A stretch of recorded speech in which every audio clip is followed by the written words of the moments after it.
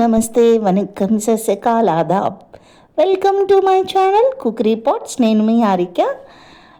ఇవాళ నేను ఒక డిఫరెంట్ రెసిపీ చేసి చూపిస్తున్నానండి. ఎప్పుడు రెగ్యులర్గా బోరింగ్గా చేసుకునే చికెన్ కర్రీ కాకుండా ఇవాళ నేను Kerala style Malabar chicken curry చేసి చూపిస్తున్నాను.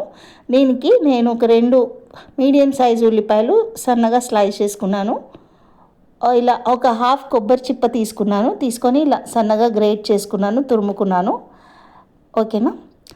అండ్ ఒక చిన్న ఇంచు అల్లం ముక్కని ఇలా ఫైన్గా చాప్ చేసుకున్నాను. ఒక ఎల్లిపాయ కూడా ఇలా చాప్ చేసి పెట్టుకున్నాను. నేను 4 పచ్చిమిరపకాయలు తీసుకున్నాను.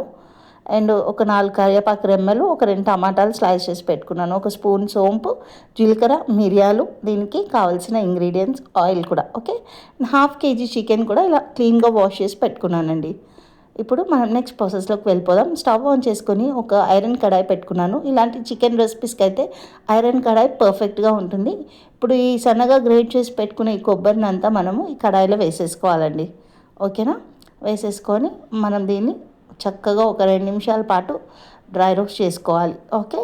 ఇప్పుడు ఇందులోనే నెక్స్ట్ మనము పక్కన పెట్టుకున్న జీలకర్ర, 1.5 స్పూన్ జీలకర్ర, 1.5 స్పూన్ సోంపు, కరివేపాకు, మిరియాలు ఇవన్నీ వేసేసుకొని ఇది లైట్ గోల్డెన్ బ్రౌన్ కలర్ వచ్చే వరకు స్టవ్ సిమ్లో పెట్టుకొని ఫ్రై చేసుకోవాలి. ఇప్పుడు ఈ ఫ్రై చేసుకున్న ఈ కొబ్బరి మిశ్రమాన్ని ఒక మిక్సీ జార్లోకి వేసేసుకోవాలండి.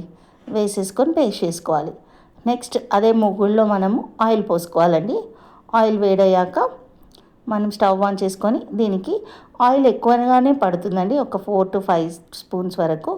ఇప్పుడు సన్నగా చాప్ చేసుకున్న ఆనియన్స్, పచ్చిమిర్చి,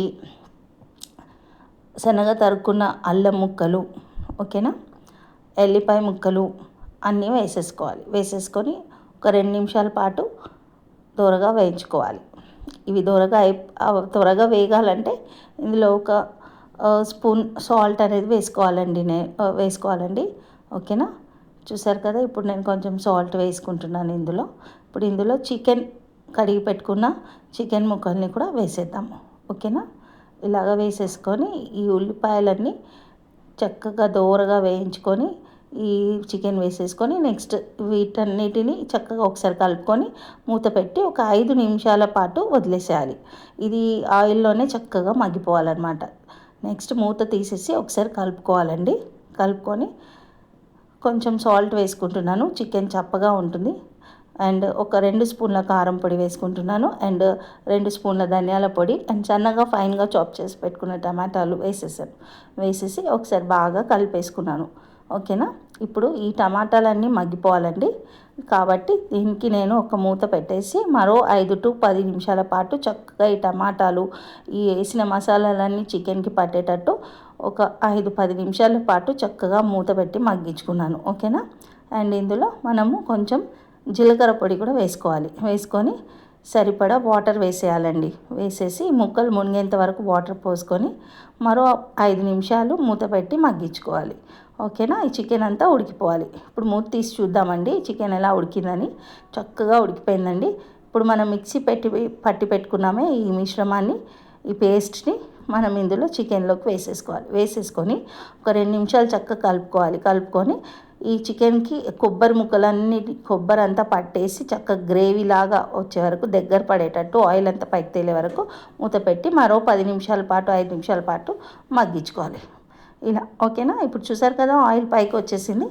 అంతే అండి, చికెన్ కర్రీ రెడీ అయిపోయింది. ఇప్పుడు కొత్తిమీరతో గార్నిష్ చేసుకోవాలి. ఓకేనా. అండ్ ఒక 1/2 స్పూన్ గరం మసాలా వేసుకుంటున్నాను నేను. వేసుకొని ఇప్పుడు దీన్ని సర్వింగ్ బౌల్లోకి సర్వ్ చేసుకుందాం. చూసారు కదా, యమ్మీ and tasty Malabar chicken curry ready అయిపోయింది. దీన్ని నేను కేరళ వెళ్ళినప్పుడు ఒకసారి ట్రై చేశానండి. దీని కాంబినేషన్లో నేను చపాతీ చేసుకున్నాను. చపాతీకి అయితే ఎక్సలెంట్గా ఉంటుంది ఇది. ఓకేనా. ఇప్పుడు మనం దీన్ని టేస్ట్ చూద్దాం ఎలా ఉంటుందో. ఇప్పుడు ఒక చపాతీ పీస్ తీసుకొని పెట్టుకోవాలండి. ఇప్పుడు ఇలా చపాతీ తీసుకొని తిన్నానండి. ఎక్సలెంట్గా ఉందండి చికెన్ కర్రీ. ఫ్లేవర్స్ అన్నీ తెలుస్తున్నాయి. ఈ సోంపు ఇవన్నీ వేసాం కదా మనము, మిరియాలు, డిఫరెంట్గా ఉంది. మీరు కూడా తప్పకుండా ఒకసారి ట్రై చేయండి. నాకైతే భలే నచ్చిందండి. ఎప్పుడు నార్మల్గా రెగ్యులర్గా చేసుకునే చికెన్ కర్రీ కాకుండా ఇలా మనం ఒకసారి చేసుకున్నాం అనుకోండి, చాలా బాగుంటుంది. ఒకసారి ట్రై చేసి నాకు ఎలా ఉందో కామెంట్ సెక్షన్లో కామెంట్ చేయండి, ఓకేనా? నా ఛానల్ని లైక్ చేయండి, షేర్ చేయండి. బాయ్.